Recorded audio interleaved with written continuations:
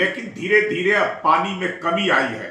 2 दिन पहले खुद मुख्यमंत्री गोपालगंज, बेतिया, पूर्वी चंपारण, उन इलाकों का हवाई सर्वेक्षण किए और उसके बाद पदाधिकारियों को भी आवश्यक निर्देश दिए कि हर परिस्थिति से निपटने के लिए आप तैयार रहिए।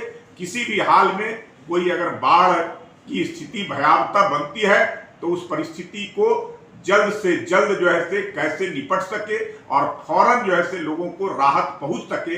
इस स्थिति में अभी बहुत ही स्थिति नियंत्रण में है।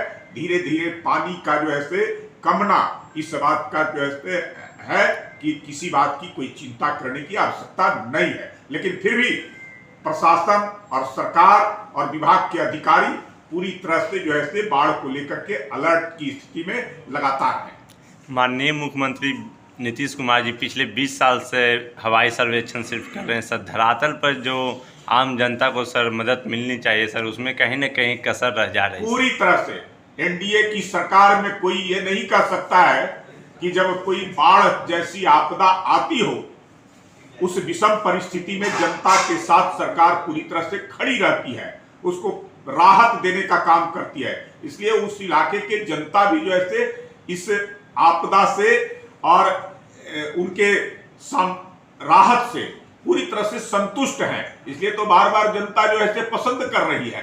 जहां पहले कभी जो है उन राहत सामग्रियों के वितरण में घोटाले होते थे, जब बाढ़ आते थे तब मुख्यमंत्री कहते थे कि भाई मछली, अब पानी तुम्हारे घर में आ गया, उसमें मछली आ गया, मछली मारो और खाओ, और कोई जो है उनको राहत पहुंचाने का काम नहीं करते थे किसी भी प्रकार का। लेकिन आज जो है इस सरकार में कोई इस बात को नहीं कह सकता है कि राहत नहीं पहुंचाए। राहत पहुंचाना, बड़े बड़े ऐसे जो है बाढ़ की विषम परिस्थितियां आई, चाहे कोसी का बाढ़ का इलाका आया हो, बहुत भयानक स्थिति, उसमें भी जो है जिस प्रकार से सरकार ने काम किया उन बाढ़ पीड़ितों के बीच में, उनको राहत पहुंचाने का काम किया, उनके नष्ट हुए घरों को और खेतों को किस प्रकार से मुआवजे देकर करके फिर से पुनर्स्थापित करने का काम, उनकी जीवन को करने का काम किया।